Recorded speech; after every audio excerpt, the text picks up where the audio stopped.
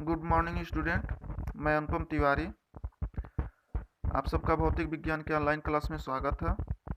आज हम अध्ययन करेंगे प्रकाश का विद्युत प्रभाव, photo electric effect. Photo electric effect किसे कहते हैं? जब किसी धातु सतह पर उपयुक्त आवृत्ति का विकिरण आपतित होता है तो इस सतह से इलेक्ट्रॉन उत्सर्जित होने लगते हैं। इस परिघटना को प्रकाश का विद्युत प्रभाव कहते हैं। जैसे यहाँ पे एक धातु लिया गया है तो इस धातु से उपयुक्त आवृत्ति का विकिरण जब इससे टकराता है तो इस धातु की सतह से इलेक्ट्रॉन उत्सर्जित होने लगते हैं। तो विकिरण के टकराने से धातु से इलेक्ट्रॉन उत्सर्जित होने की घटना प्रकाश का विद्युत प्रभाव कहलाता है। यानी जब किसी धातु से प्रकाश की किरण टकराती है तो किरण टकराने से उस धातु की सतह से इलेक्ट्रॉन उत्सर्जित होने लगते हैं और धातु की सतह से इलेक्ट्रॉन उत्सर्जित होने की घटना को हम प्रकाश का विद्युत प्रभाव कहते हैं। अब हम देखेंगे प्रकाश के विद्युत उत्सर्जन के नियम, यानी जो इलेक्ट्रॉन इससे उत्सर्जित हो रहे हैं, यानी प्रकाश का विद्युत प्रभाव के नियम के बारे में अध्ययन करेंगे। इसमें पहला नियम है, किसी धातु की सतह से प्रति सेकेंड उत्सर्जित होने वाले प्रकाश इलेक्ट्रॉनों की संख्या आपतित विकिरण की तीव्रता के अनुक्रमानुपाती होती है।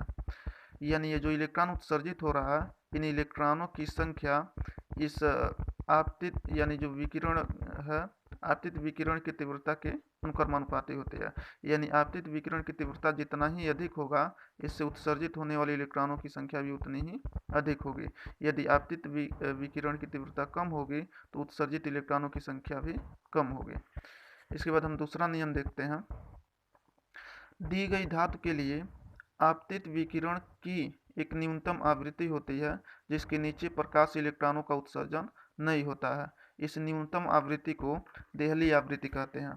जैसे जब विकिरण इस सतह से टकरा रहा तो इससे इलेक्ट्रॉन उत्सर्जित हो रहे हैं, तो इस विकिरण की एक निश्चित आवृत्ति होती है।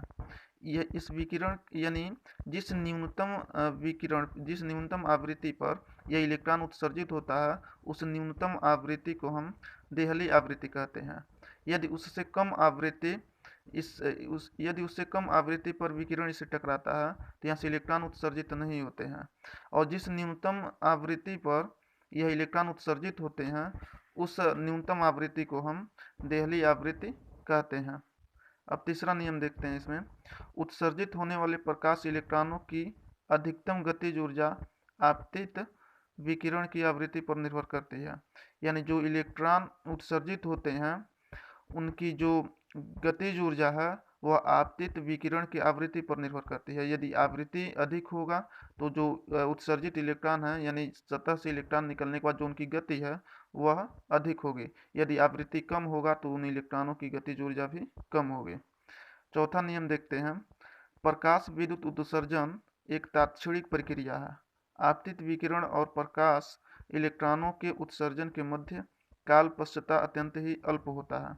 यानी प्रकाश विद्युत उत्सर्जन एक तात्क्षणिक प्रक्रिया है। यानी जैसे ही प्रकाश की किरण इस धातु की सतह से टकराता है, यानी उसके तुरंत बाद इलेक्ट्रॉन यहाँ से उत्सर्जित हो जाते हैं। यानी प्रकाश विद्युत उत्सर्जन एक तात्क्षणिक प्रक्रिया है।